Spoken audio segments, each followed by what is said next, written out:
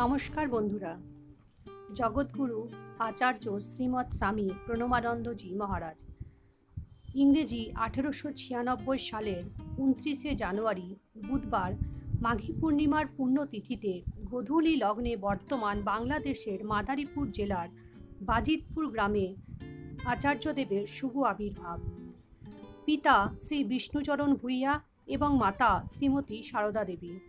তারা দুজনেই দেবাদিদেব মহাদেবের ভক্ত ছিলেন।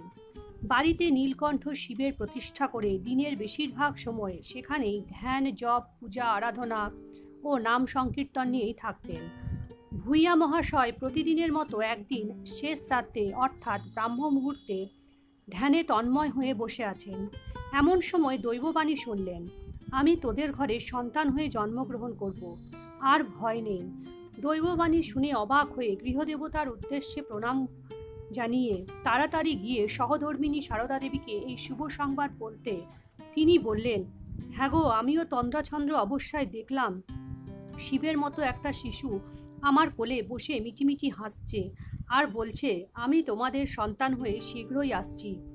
তারপরই 1896 সালের পুণ্যময়ী মাঘী পূর্ণিমার পুণ্যতিথিতে গোধূলি লগ্নে সর্বাঙ্গ সুন্দর উজ্জ্বল শ্যামবর্ণ এক পুত্র সন্তানের জন্ম হয়।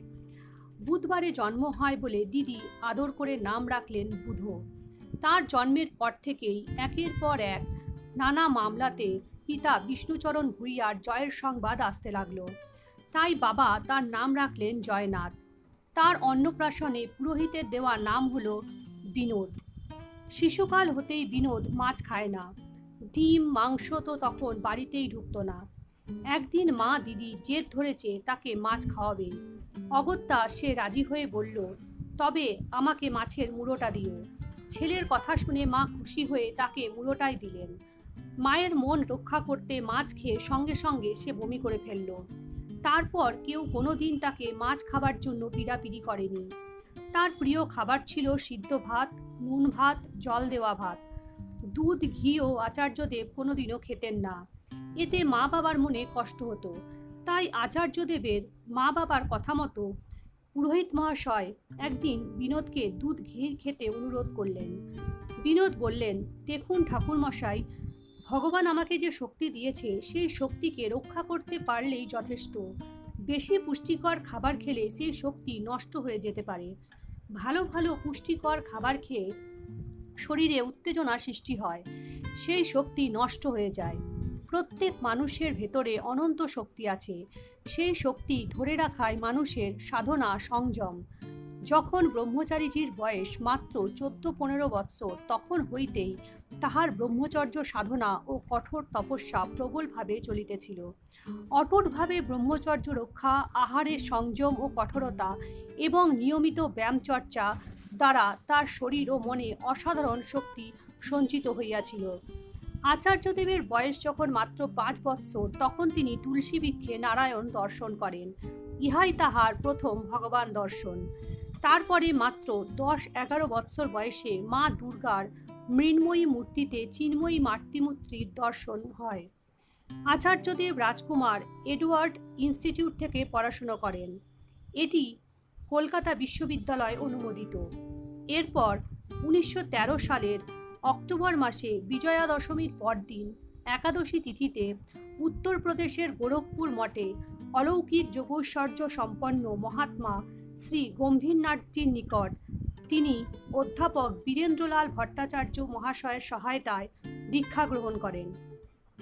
দীক্ষার পর 8 মাস গোরখপুরে, কিছুদিন কাশীধামে এবং পরে বাজিতপুরে তিনি কঠোর তপস্যা করেন এবং 1916 খ্রিস্টাব্দের মাঘী পূর্ণিমার পুণ্যতিথিতে বাজিতপুর সিদ্ধপীঠে এবং কদম্ব বৃক্ষতলে তিনি সিদ্ধি লাভ করেন।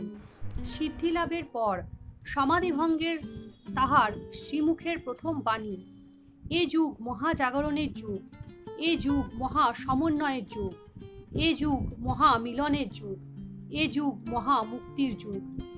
এর পরের বৎসর অর্থাৎ 1917 সালে মাঘী পূর্ণিমার পুণ্যতিথিতেই তিনি বাজিতপুর সেবাশ্রমের শুভ প্রাণ প্রতিষ্ঠা করেন, যা পরে অর্থাৎ 1923 সালে মাঘী পূর্ণিমার উৎসবের পরদিন বাজিতপুর মঠে আলোচনা সভায় ভারত সেবাশ্রম সংঘ নামকরণ হয় এবং আচার্যদেব আচার্য পদবি গ্রহণ করেন।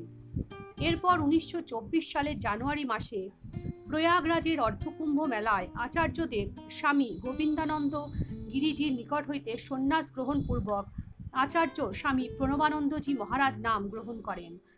1924 সালের পৌষ পূর্ণিমায় সিদ্ধপীঠ বাজিতপুর ধামে প্রথম ত্রিশূল উৎসব আরম্ভ হয় এবং 1924 সালেরই রাস পূর্ণিমায় খুলনা সেবাশ্রমে ভগবান আচার্যদেব সর্বপ্রথম গুরুরূপে পূজারতি গ্রহণ করলেন।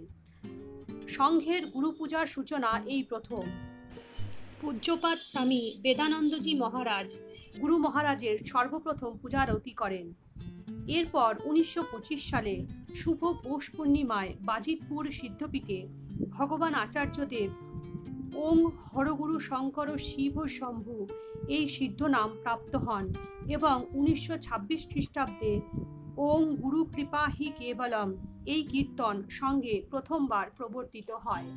শুধু আধ্যাত্মিকতাই নয়, আচার্যদেব 1919 সালে এক প্রলয়ঙ্কারী ঘূর্ণিঝড়ে পূর্ববঙ্গের কয়েকটি জেলা বিধ্বস্ত হয়ে পড়ে এবং 1921 সালে পূর্ব বাংলার খুলনা জেলাসহ সমগ্র সুন্দরবন অঞ্চল ভীষণভাবে ক্ষতিগ্রস্ত হয়।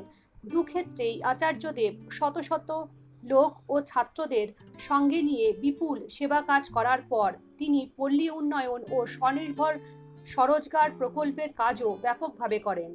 গ্রামে গ্রামে অবৈতনিক প্রাথমিক বিদ্যালয়, নৈশ বিদ্যালয়, কাজের বিনিময়ে খাদ্য, কর্মযোজনায় রাস্তা নির্মাণ, পুকুর খনন, দাতব্য চিকিৎসালয় স্থাপন, স্বরোজগার কর্মসংস্থান প্রকল্পে চরকা, তাঁত, ঢেকি, মাদুর, বেত, বাঁশ, মাছ ধরার জাল বোনা প্রভৃতি গ্রাম্য উপযোগী ক্ষুদ্র ও কুটির শিল্পের প্রবর্তন ও প্রতিষ্ঠা করেন। বাজিতপুর সেবাশ্রম পরিচালিত সেবা ও উন্নয়ন কাজে সন্তুষ্ট হয়ে আচার্যদেবকে তৎকালীন খুলনা জেলার ডিস্ট্রিক্ট ম্যাজিস্ট্রেট মিস্টার ফোকাস রায়বাহাদুর উপাধি দিয়ে সম্মানিত করতে চেয়েছিলেন। প্রস্তাব পেয়ে ব্রহ্মচারীজি প্রত্যাখ্যান করে বলেছিলেন, আমরা সর্বত্যাগী সন্ন্যাসী ব্রহ্মচারীর পক্ষে এই খেতাব বা সম্মান অশোভনীয়, অশাস্ত্রীয় ও নীতিবিরুদ্ধ। 1932 খ্রিস্টাব্দের মে মাসে সংঘের প্রধান কার্যালয় কলকাতার বালিগঞ্জে নিজস্ব জমি ও বাড়িতে স্থাপিত হইয়াছে। গুরু পূর্ণিমার দিনে আনুষ্ঠানিকভাবে গৃহপ্রবেশ উৎসব হয়। 1934 সালে ডিসেম্বর মাসে সর্বপ্রথম হিন্দু সমাজ সমন্বয় আন্দোলন আরম্ভ হয়। এই সময় থেকে জীবনের শেষ দিন পর্যন্ত ভগবান আচার্যদেব হিন্দু সংগঠনে তাহার সর্বশক্তি নিয়োগ করেন। ইংরেজি 1941 খ্রিস্টাব্দের 8ই জানুয়ারি বুধবার রাত্রি 12:45 সময় কলকাতা বালিগঞ্জ আশ্রমের বর্তমান বিশ্রাম মন্দিরের স্বীয় সিদ্ধাসনে ভগবান আচার্যদেব মহাপরিনির্বাণ লাভ করেন। বন্ধুরা, এরকম আরও ভিডিও পেতে লাইক এবং সাবস্ক্রাইব করে পাশে থাকুন। ধন্যবাদ।